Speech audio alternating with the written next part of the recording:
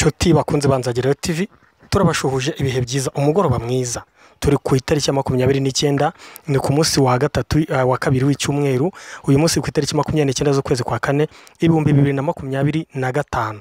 Iki nicyo gihe ya tariki yageze. Tumaze iminsi tubabwira ngo Sadek yari maze kuba Sadek kugera ubwo guhera mu cyumweru gishize twari tuzi ngo baratashye, ariko ibintu biza kuba akasamutwe, ibibazo bikaba ibibazo. Tukumva ngo amabisi ya Tanzania yaje, kera kabaye Sadek yashyigutse yashingwa ibirenge muri Goma, yaciyeho mu kimwaro gikomeye cyane. Mu by'ukuri Sadek iragiye, Sadek yaje gushwanyaguza M23, Sadek iragiye. Nshuti Zanzagerayo TV, twabukurikirane tuvuga ko tuzakurikirana urugendo rwayo rwose, ariko byari bigoye gute gufotora, gufata video, kugira gute, ibintu byari bikaze, kuko kuhera Igoma aho bari babanje kubajyana ku kibuga cy'indege. Nshuti Zanzagerayo TV, niba rugamba rugeze hano kanda subscribe, bantu kandeho, ubundi dukomezanye tukuhe aya makuru mu buryo bwiza kandi ujye uyabona igihe cyose mbere y'abandi. Gukanda subscribe ni ukuri ni ikintu cy'agaciro kuri channel yacu, bituma channel yaguka, umurongo ukagera kuri benshi. Gukanda like nabyo rero ni ibintu bituma channel igera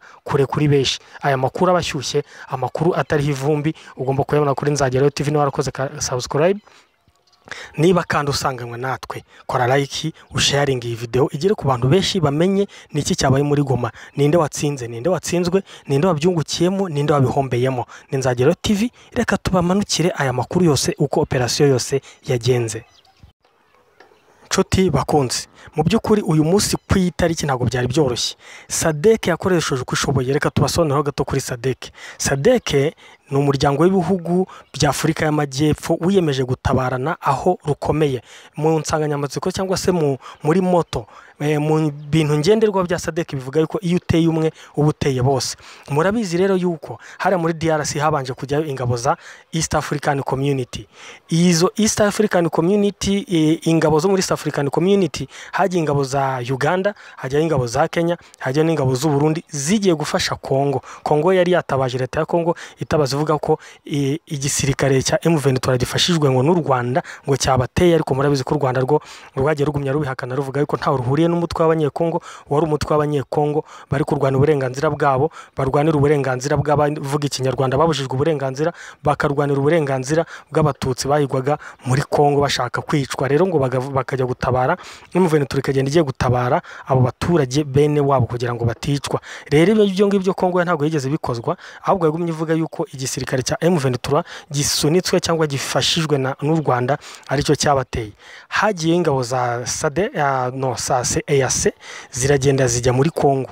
Zigezeyo uko zabonye ibintu byagenze, uko zagiye zibisobanura, cyane cyane za Kenya n'iza Uganda, zagiye zivuga yuko, ndetse n'iza Sudani zari ziriyo, zagiye zivuga yuko ngo zagezeho zigatangira kumva ikibazo neza cya M23, bakabasha gutangira kumva icyo barwanira n'impamvu barimo barwana. Hanyuma aho kugira ngo babarase cyangwa se babarwanye, ahubwo leta ya Kongo ishinja izo ngabo ko zagiye cyane cyane za Kenya zibaha uduce zari zifite mu gihe zari zigiye kugenda.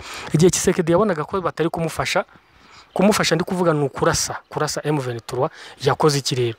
Yahisemo kubirukana. Yirukanye ingabo za EAC shishitabona, bituma ahubwo ingabo z'u Burundi zo zabashaga kumva neza Tshisekedi ibyo yashakaga kugeraho, zo zita zihindurirwa izina, zigirana amasezerano ayo bita bilateral ni amasezerano hagati y'ibihugu bibiri. Zo zagumyeyo, ziguma muri Kongo, zahinduye izina, noneho ziyise ingabo zaje gufasha igihugu, kwa kundi igihugu kimwe cyafashe ikindi bidaciye mu muryango wa EAC, kuko EAC DRC cyangwa se leta ya Kongo, Tshisekedi perezida wa Kongo yabashinjaga ko batabashije kugera ku byo bamwemereye, ari byo kuza kurasa M23. Bamaze kugenda byagenze gute rero? Bamaze kugenda, Tshisekedi nkuko ari mu muryango, ari muri East African Community, nibwo yarakijyamo, yagiye amashaka ubwo bufasha, abonye atabubonye, yahise yongera yitabaza Sadek. Iyi Sadek ni ingabo z'ibihugu byo mu majyepfo ya Afurika byiyemeje gutabarana aho rukomeye. Mujya mwumva za NATO muri Amerika iriko ni NATO, ni European Union, ibihugu byose by'Uburayi yongeye Amerika bikora icyo bita NATO, nabyo bijya bitabarana. Rero Sadek yo ivuga yuko iyo wateye umunyamuryango umwe muri yo, bose baba batewe bakaba bagira gute, bagutabara. Felix Tshisekedi perezida wa Kongo yatabaje iyo Sadek. Amaze kuyitabaza rero, ntago bitabiriye bose, yashakaga Angola, yashakaga za Mozambique, yashakaga za Zimbabwe, yashakaga ibihugu byinshi cyane, ariko byarangiye Tanzania, Malawi na South Africa aribo bemeye kuza kumutabara. Nshuti zanzagera TV, reka mbibutse ibyo bikuntu byari bimeze ubwo abantu bose bumvaga ngo SADC iraje, babonye EAC igiye, babonye SADC ije, baravuga ati karabaye, noneho karabaye, SADC ije gukemura ibintu byose byari byarananiranye. Byaje kugenda bite? Byaje kurangira bahageze koko baraza imbunda nyinshi, ibikoresho bagiye bazana ibintu bitandukanye, ariko ibyo byose bagiye bazana ntabwo byigeze bikora mu by'ukuri nk'uko bikwiye, uko bikwiye tuvuga nuko leta ya Kongo yabyifuzaga.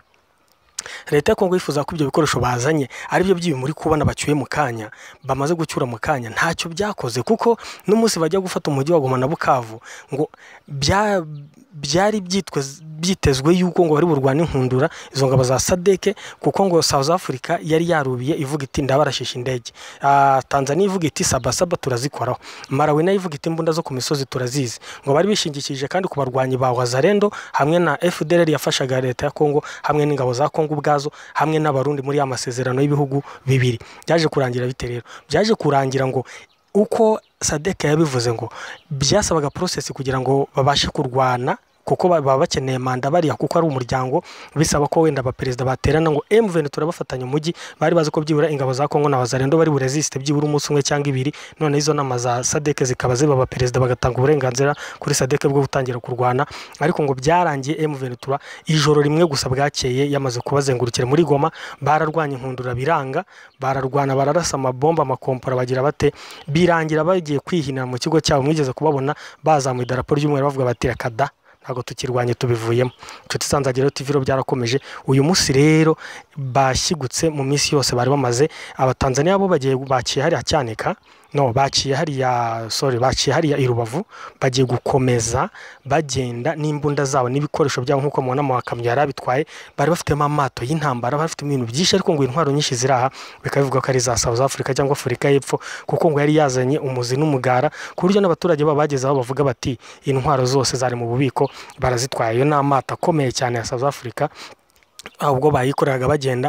Ubwo sinzo bari bubigabanire, kuko ingabo za Tanzania zo zifite amabisi yazo azitegereje ari Rusumo, ahita zikomezanya kazigeza aho bita Cyato, noneho bagahita bafata indege zijya za Dar es Salaam na mu mujyi wa Tanzania Dodoma na Dar es Salaam. Nshuti zanzagera TV turababwira yuko uyu munsi ari insinzi ikomeye cyane. Mu by'ukuri birebye wakwibaza ngo ninde wahombye ninde wungutse. Iyi ni insinzi ikomeye cyane kuri M23. Mu by'ukuri M23 yari yakira urubanza n'urwo gupfa, kuko biri ibi bintu byose iyo bijya kubona umwanya bikarasa bikarwana, ntago ibi ni bikeya muri kureba. Ibi ngibi ni bikeya, ibi bintu byari kwangiza abaturage ba Kongo, byari kwangiza ibintu bitandukanye hamwe n'abasirikari ba M23 mu by'ukuri. Ariko hari uburyo byagenzemo, hari uburyo tactique M23 yakoresheje, birangira ibigoteyemo, ntibyabasha kugira icyo bikora. None biratashye mu isoni nyinshi n'ikimwaro. Ingabo za South Africa ziratashye, ingabo za Malawi ziratashye, ingabo za Tanzania ziratashye, ntacyo zibashe gufasha Antoine Felix Tshisekedi mu byari byazizanye ari byo kurasa M23. Ubu M23 irabyinira ku rukoma, kuko ni insinzi ikomeye cyane gutsinda ibihugu bingana kuriya, hanyuma bakaba basigaranye umujyi wa Goma, nubwo ari amasezerano y'ibihugu arimo avuga ko nabo bashobora kuvamo anytime, ariko bitewe n'amasezerano barimo bagirana na leta ya Kongo ku buhuza bwa Amerika. Reka dutegereze uko bizagenda. Turabakunda, kora subscribe, sharinga. Ciao.